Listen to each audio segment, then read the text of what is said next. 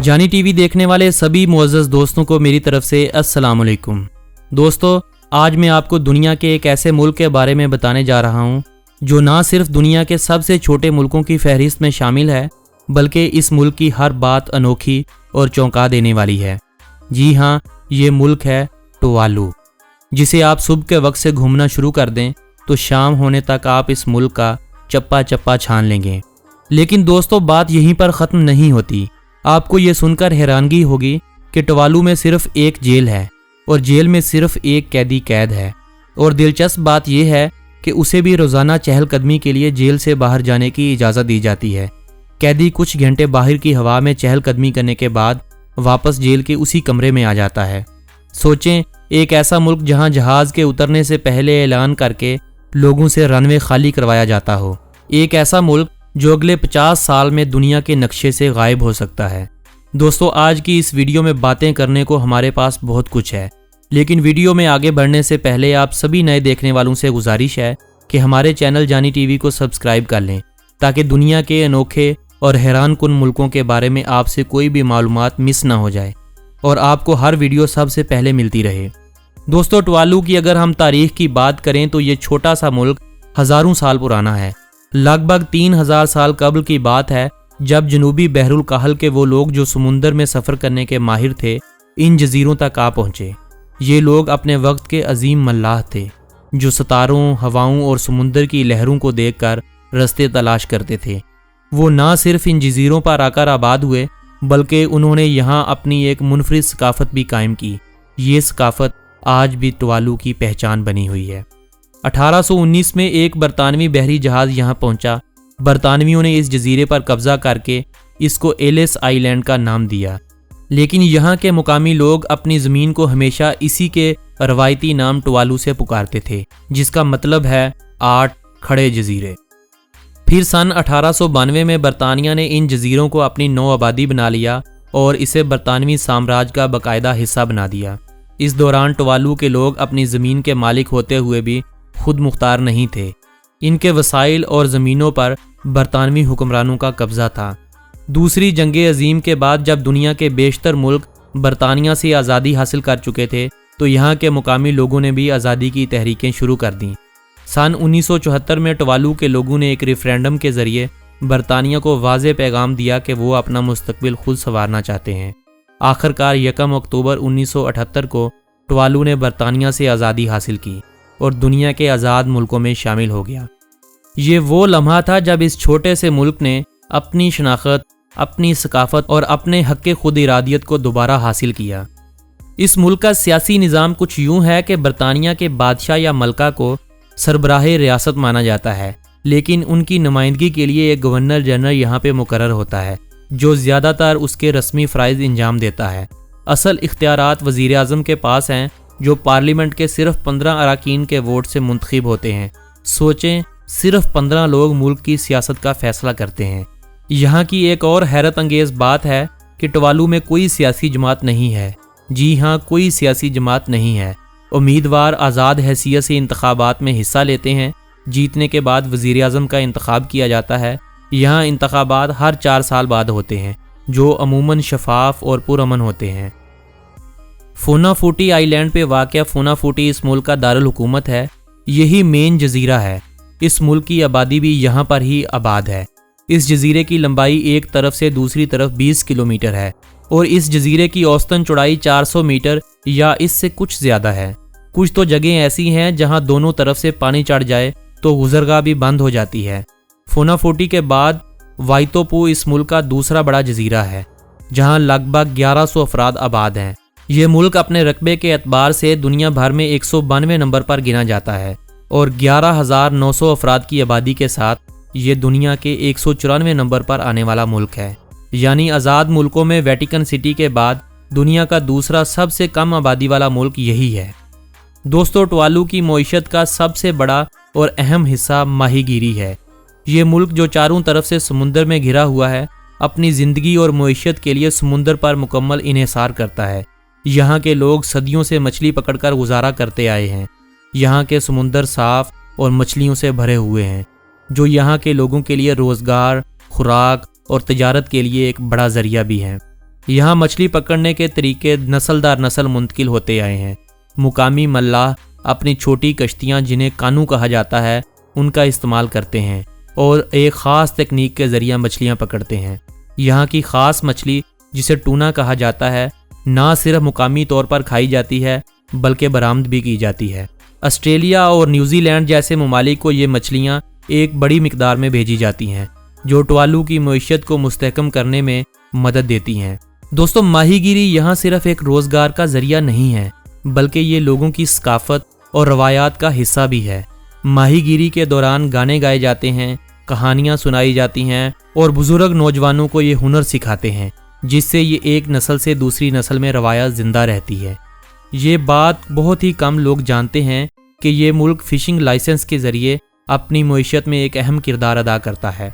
टवालू के इर्द गिर्द समुंदर में माहीगीरी के हकूक़ बड़ी माहीगीर कंपनियों को फ़रोख्त किए जाते हैं, ख़ास तौर पर जापान, जनूबी कोरिया और अमेरिका जैसे मुल्कों को। इन लाइसेंस से हासिल होने वाली रकम मुल्क के लिए एक बड़ा माली ज़रिया भी है और अक्सर सालाना कौमी बजट का एक काबिल ज़िक्र हिस्सा पूरा किया जाता है। लेकिन दोस्तों, टवालू की मईशत की कहानी यहाँ पर ख़त्म नहीं होती। इस मुल्क के पास एक ऐसा ख़जाना है जो शायद आपको हैरान कर दे। इंटरनेट का .tv डोमेन जो असल में टवालू की शनाख्त के लिए बनाया गया था, आज दुनिया भर के टीवी चैनल्स, गेम स्ट्रीमर्स और मीडिया कंपनियों के लिए एक कीमती असासा बन चुका है। इस डोमेन की रॉयल्टी से टवालू की हुकूमत लाखों करोड़ों डॉलर कमाती है और ये मुल्क के बुनियादी ढांचे, तालीम और सेहत जैसे शोबों पर खर्च किया जाता है। यहाँ के सबसे कीमती दरख्त हैं नारियल के दरख्त। आपको टवालू में हर जगह नारियल के दरख्त झूमते नजर आएंगे जैसे ये जजीरे की ज़मीन को गले लगा रहे हों। नारियल का इस्तेमाल यहाँ हर चीज़ में होता है, तेल बनाने से लेकर खुराक तक और हत्ता के छोटे मोटे कारोबारों तक। कभी कभी ये नारियल को खुश्क करके आलमी मंडियों में भी बेचते हैं। चूँकि रकबा कम होने की वजह से यहाँ ज़राअत महदूद है, इसीलिए चावल, गंदम और दीगर अशियाए खुर्दोनोश बड़ी मिकदार में ऑस्ट्रेलिया और न्यूजीलैंड से इंपोर्ट की जाती हैं। तालीम, सेहत और तामीरात के लिए सीमेंट और दूसरी ज़रूरी चीज़ें भी इंपोर्ट की जाती हैं। गाड़ियाँ, तेल, गैस यानी ज़रूरियात ज़िंदगी की ज़्यादा चीज़ें यहाँ इंपोर्ट की जाती हैं। ये सब इंपोर्ट करने में मुल्की बरामदात उतनी नहीं हैं। मुल्की सपोर्ट का एक बड़ा हिस्सा वर्ल्ड बैंक और आलमी अदारों की तरफ से इमदाद की सूरत में इनको मिलता है। न्यूजीलैंड जैसे मुल्कों ने यहाँ के शहरियों को अपने मुल्क में काम करने की इजाज़त दे रखी है। यहाँ की 15% आबादी न्यूजीलैंड में काम करती है। ये मुल्क ताइवान को एक मुल्क के तौर पर मानता है और बदले में ताइवान यहाँ टेक्नोलॉजी के मैदान में इनकी मदद और इमदाद भी करता है। यही वजह है कि चीन मुसलसल ये इल्ज़ाम लगाता है कि टवालू ने ताइवान को पैसों के बदले में कबूल किया है। इस मुल्क की एक हैरत अंगेज़ बात यह है कि इस मुल्क का सबसे ऊंचा मुकाम ज़मीन से सिर्फ 5 मीटर बुलंद है। जी हाँ, पूरे मुल्क में कोई पहाड़ या बुलंद जगह मौजूद नहीं है। टवालू में सिर्फ एक जेल है। इस जेल में ज़्यादातर वक्त 1 या 2 कैदी कैद होते हैं और मज़े की बात यह है कि इन कैदियों को रोज़ाना जेल से बाहर जाने के लिए चहलकदमी की इजाज़त दी जाती है। यहाँ की एक और अनोखी बात यह है कि यहाँ पर सूरज सबसे पहले तुलू होता है। ये मुल्क उन चंद मुल्कों में से एक है जहाँ दिन सबसे पहले शुरू होता है और इसीलिए इसे दुनिया की सुबह भी कहा जाता है। मुल्क में बिजली की ज़रूरत का 100% हिस्सा सोलर से पूरा किया जाता है। G8 कंट्रीज़ की तरफ से एक बजट के ज़रिए हर घर को सोलर सेटअप लगा के दिया गया है। टवालू में रकबा इतना कम है कि पूरे मुल्क में गिनी चुनी गाड़ियाँ मौजूद होती हैं। ज़्यादातर लोग साइकिल या पैदल सफ़र करने को तरजीह देते हैं और गाड़ियों या किश्तियों में इस्तेमाल होने वाला डीजल या पेट्रोल दूसरों मुल्कों से इंपोर्ट किया जाता है। मुल्क की सरकारी ज़ुबान का दर्जा अंग्रेज़ी को हासिल है। टवालवी ज़ुबान भी मुल्क की तकरीबन 100% आबादी बोल लेती है, जबकि 43 लोकल ज़ुबानें और भी यहाँ पे बोली जाती हैं। टवालू में सिर्फ 8 किलोमीटर की सड़कें हैं। मुल्क में रेल का निज़ाम नहीं है। एक इंटरनेशनल एयरपोर्ट है जो दूसरी जंग अजीम के दौरान तामीर किया गया था। ये एयरपोर्ट इतना छोटा है कि इसी पर लोग खेल भी लेते हैं और इसी पर गाड़ियाँ भी चलती हैं। जब फ़्लाइट के आने का टाइम होता है तो ऐलान करवा दिया जाता है कि रनवे को खाली कर दिया जाए और फ़्लाइट भी सिर्फ करीब 3 मुल्क फिजी से हफ्तावार 2 यहाँ पे आती हैं, जिनकी रिटर्न टिकट लगभग 2,20,000 पाकिस्तानी रुपयों में पड़ती है। न्यूजीलैंड और ऑस्ट्रेलिया जैसे मुल्कों से भी अगर किसी ने यहाँ पर आना है तो वाया फिजी ही आया जाता है। यही वजह है कि यहाँ टूरिज़्म ना होने के बराबर है। यहाँ आपको समुंदर के किनारे झूमते नारियल के दरख्त, सफ़ेद रेत के साहिल और फिरोज़ी पानी का वो मंज़र मिलेगा जो आपने शायद सिर्फ तस्वीरों में देखा होगा। अगर आप एडवेंचर के शौकीन हैं तो टवालू में कश्ती रानी और माहीगिरी का तजर्बा भी हासिल कर सकते हैं। यहाँ के साफ पानी में तैराकी करना या सिर्फ साहिल पर बैठकर गुरूब आफताब देखना, ये सब आपको सुकून और खुशी का एहसास देंगे। यहाँ सिर्फ 3 बड़े होटल हैं, जबकि मुकामी लोग अपने घरों को गेस्ट हाउस बनाकर आपसे चार्ज करते हैं। होटल का किराया आपको एक रात 70 से $80 में पड़ेगा, जबकि मुकामियों के साथ बातचीत करने से ये कम भी हो सकता है। यहाँ लगभग 2000 सयाह सालाना आते हैं। सयाहों की कमी की वजह से यहाँ होटल भी ना होने के बराबर हैं। दुनिया में सिर्फ 6 मुल्कों के अलावा बाकी तकरीबन तमाम नेशनलिटी होल्डर्स को यहाँ वीज़ा ऑन अराइवल दिया जाता है, जिसकी कीमत $100 वसूल की जाती है। अगरचे इस मुल्क का रकबा सिर्फ 26 मरबा किलोमीटर है, लेकिन ये मुल्क राज करता है समुंदर के पानियों पर। इस मुल्क की समुद्री हदूद तकरीबन 9 लाख मरबा किलोमीटर तक फैली हुई है। ये मुल्क इतना छोटा है कि मुल्क के तकरीबन सभी लोग एक दूसरे को जानते ना भी हुए तो वाकिफ़ ज़रूर होंगे, क्योंकि इतने कम लोगों में एक दूसरे के साथ मिलना बरतना तो चलता रहता है। मुल्क में शरह तालीम 99% है। तालीम मुफ्त है और हर किसी पर लाजिम है कि वो तालीम हासिल करे। सेहत की सहूलियात यहाँ ना होने के बराबर हैं। बुनियादी सेहत के मसाइल तो यहाँ हल कर लिए जाते हैं, लेकिन अगर कोई पेचीदा मर्ज़ लाहिक हो तो मरीज़ को फिजी या न्यूजीलैंड ले जाया जाता है। मुल्क की 94% आबादी मसीही है। 3% ऐसे लोग हैं जिनका कोई भी मज़हब नहीं है। 2.25% बहाई और 50 के करीब यहाँ अहमदी भी आबाद हैं। ये दुनिया के उन चंद मुल्कों में से एक है जिनकी अपनी कोई भी फ़ौज नहीं है। यहाँ कोई भी दरिया या झील नहीं है। बारिशें अमूमन होती रहती हैं। घरों की छतों से बारिश के पानी को टैंकों में जमा करके पीने के लिए इस्तेमाल भी किया जाता है।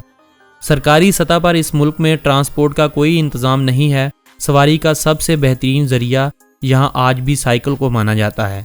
इनकी अपनी करेंसी भी डॉलर है, लेकिन यहाँ अमूमी तौर पर ऑस्ट्रेलियन डॉलर का इस्तेमाल किया जाता है, जो 177 पाकिस्तानी रुपयों के बराबर है। वक्त के लिहाज से ये मुल्क पाकिस्तान से 7 घंटे आगे है। इस मुल्क में सिर्फ 2 बैंक हैं और पूरे मुल्क में कोई भी ATM मशीन नहीं है।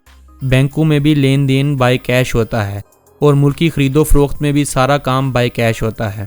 दोस्तों, इस मुल्क के बारे में तकरीबन सभी मालूमात एक वीडियो की सूरत में मैंने आप लोगों तक पहुंचा दी हैं। आप इस वीडियो को अपने अजीज़ो अहबाब के साथ व्हाट्सएप और फेसबुक वाल पर लाजमी शेयर कर दें ताकि सभी लोग ये वीडियो देख सकें। मेरी हौसला अफजाई के लिए हो सके तो लाइक का बटन दबा दीजिएगा। अगली वीडियो कौन से मुल्क पर बनाई जाए कमेंट करते हुए हमें अपनी राय से ज़रूर नवाजिएगा। आपसे मुलाकात होगी बहुत जल्द एक नए मुल्क की वीडियो के साथ। तब तक के लिए अपने भाई मोहम्मद नबील को दीजिएगा इजाज़त। अल्लाह निगहबान।